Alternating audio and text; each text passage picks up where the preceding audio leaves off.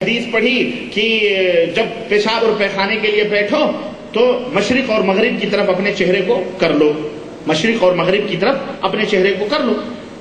تو یہ فرقہ پاکستان میں موجود ہے، چنانچہ ان کے گھروں میں ان کے جتنے بھی سنڈاس روم ہیں سب کے کیا ہے سنڈاسوں کے چہرے جو ہے مشرق اور مغرب کی طرف ہے۔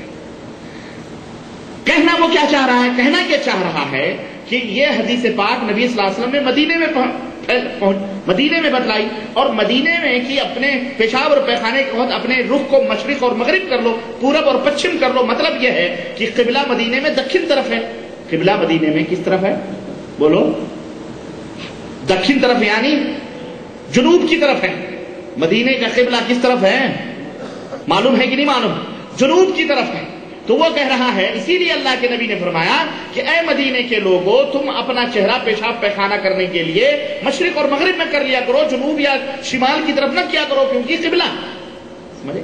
تو کہہ رہا کہ یہی اہل حدیث پارٹی کے لوگ تھے، بڑے حدیثوں کے سمجھنے والے، اردو پڑھ کر کے حدیث سمجھے، کہنے لگے جی ہمارے پاکستان میں بھی مشرق و مغرب ہوگا کیونکہ نبی نے فرمایا ہے کہ مشرق و مغرب، تو تم حدیث ایسے سمجھو گے تو تمہارا حشر ہوگا۔ میں نے کہا اس کا باپ یا یہ خود بھنگی کا کام کرتا ہوگا اور پاکستان جا کے وہاں کے لوگوں کی کھڈیاں صاف کرتا ہوگا اہل حدیثوں کے پیخانوں کی، جبھی تو اس کو اتنا علم ہو گیا بھائی کہ بھائی پیخانے پاکستان میں اہل حدیثوں کے جو ہے پورب اور پچھم کی طرف بنے ہوئے ہیں، ورنہ کس کو کیا معلوم کہ پیخانے کا رخ کدھر ہوتا۔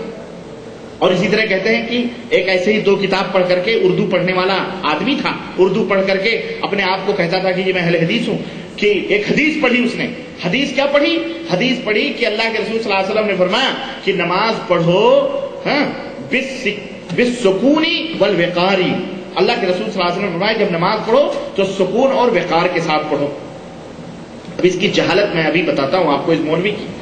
کہہ رہا ہے کہ ایسے ہی 2 کتاب پڑھنے والا کوئی تھا اردو پڑھ کر کے، تو اتفاق سے کاتب نے کہیں غلطی کر دی تو سکین جو لفظ تھا، سکون جو لفظ تھا، واو کے جگہ اس نے یہ لکھ دیا تو ہو گیا وہ سکین، اور وقار کی جگہ وہ جو ہے قاف ایک نقطہ رکھا تو وہ ہو گیا فار، ہے نا۔ تو اس مولوی اس پڑھنے والے نے کہا دیکھو حدیث میں لکھا ہو۔ اب یہ جب بھی نماز پڑھتا تھا تو چھری اور چوہا باندھ کے نماز پڑھتا تھا اپنے سامنے، چھری اور چوہا۔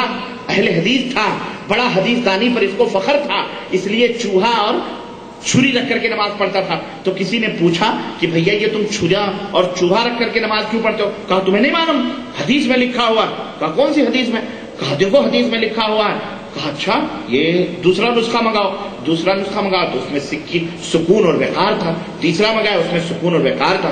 کہا بھائی اللہ کے نبی نے تو فرمایا سکون اور وقار سے پڑھو، اور اس میں تمہیں سکین اور کہا سکین مانے چھری، فار مانے چوہا، اس لیے میں باندھ کے پڑھتا ہوں۔ کہا یہ ہے ان کی حدیث دانی کا عالم کہ یہ لوگ حدیث۔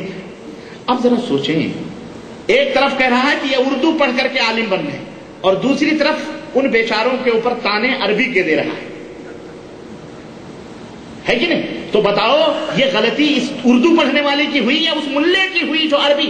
میں کہتا ہوں اعلیٰ حضرت آپ جیسے عربی پڑھنے والے، اردو پڑھنے والے نہیں، کیونکہ ترجمہ تو مولوی کرے گا، تو آپ ہی لوگ ترجمہ کرتے ہوں گے۔ آپ جیسے مولوی کہ سکون کو سکین بنا دیں اور وقار کو فار بنا دیں، آپ جیسے جاہل لوگ جب پڑھیں گے اور حدیثوں کو لکھیں گے تو بیچارے وہ 2 کتاب اردو پڑھنے والے اور آپ جیسے ترجمہ کرنے والے جب ترجمہ کریں گے وہی سکون کے بجائے چھری اور فار کے بجائے چوہے اور وقار کے بجائے چوہا لکھو گے تو بیچارہ وہ اردو پڑھنے والا کیا کرے گا؟ وہ تو اسی کے مطابق عمل کرے گا نا۔ تو غلطی اس اردو پڑھ کر سدھرنے والے کی ہوئی یا اس مولوی کی ہوئی جس نے یہ حدیث پاک کو غلط لکھا؟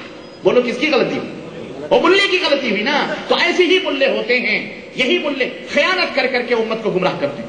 یہ واقعہ کہیں واقع ہوا بھی ہے، اگر اس مولانا صاحب سے پوچھو تو دانتوں سے پسینے آئیں گے۔ قرآن ہاتھ میں رکھ دو کہ اللہ کے لیے اگر تم سچ بولتے ہو اور عالم ہو، نائب رسول بنتے ہو، تو یہ قرآن ہاتھ میں لے کے بولو کہ یہ واقعہ کہیں ہوا ہے یا نہیں ہوا۔ اس طرح سے گڑھ گڑھ کر کے اہل حدیثوں کو بدنام کرنا، کتاب و سنت کے ماننے والوں کو ذلیل کرنا، اور ہمارے وہ شاگرد جو بیچارے درسوں میں پڑھ کر الحمدللہ کم پڑھے لکھے لوگ، تھوڑا پڑھے لکھے لوگ اللہ کے فضل و کرم سے قرآن و سنت سمجھتے ہیں، شرک و بدعات سے توبہ کرتے ہیں اور اللہ اس کے رسول کے راہوں پہ آتے ہیں، یہ مولوی اپنے اپنے ملکوں میں جا کر کے ان کو اس طرح ذلیل کرتے ہیں۔ کرتے ہیں، لیکن مسلمانوں تم ذلیل نہ ہو، وہ خود ذلیل ہوں گے۔ جو ہمارے نبی کے فرمان کے ساتھ تمسخر اور مذاق اڑائیں گے، جو ہمارے نبی کے دین کو کاٹیں گے، رب کعبہ کی قسم ہے اللہ انہیں کاٹ کاٹ کر کے برباد کر دے گا انشاءاللہ۔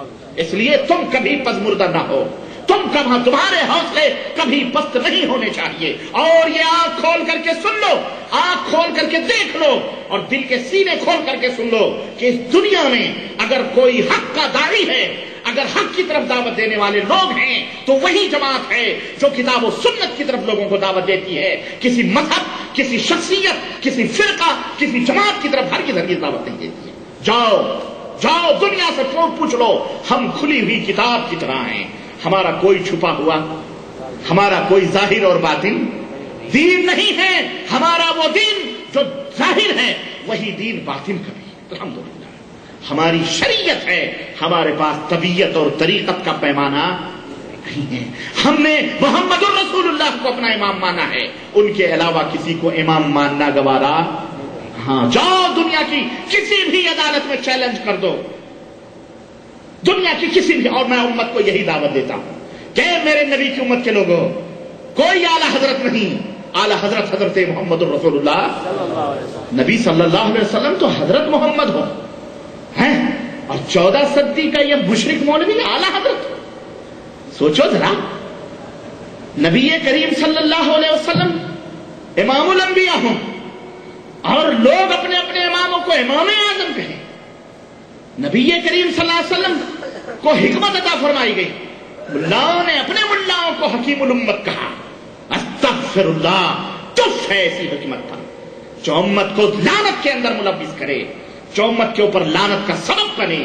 ایسی حکمت کو ہم جوتے کی نوک پر رکھتے ہیں۔ حکمت حضرت محمد الرسول اللہ صلی اللہ علیہ وسلم الکتاب والحکمہ، جو کتاب و حکمت کے درس دیتے ہیں، وہ کون ہیں؟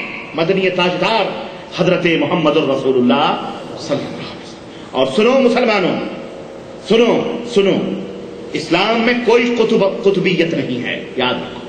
اسلام میں کوئی قطب نہیں، کوئی غوث نہیں، کوئی وتد نہیں، نہ کوئی اوتاد، نہ کوئی نجیب، نہ کوئی نجبہ، نہ کوئی یتقیہ، نہ فتقیہ، کچھ نہیں۔ یہ سب یہود و نصارہ کی ڈھکوسلے بازیاں ہیں۔ ڈرو مت، ڈرو گے ایسے ہی ذلیل ہوتے رہو گے، ایسے ہی ذلیل ہوتے رہو گے۔ کوئی قطبیت پھبیت نہیں ہے، سب جوتے کی نوک پہ ہے۔ اسلام میں جو محمد الرسول اللہ صلی اللہ علیہ وسلم نے جو شریعت نازل کی ہے، اس شریعت میں کہیں قطب کا نام و نشان موجود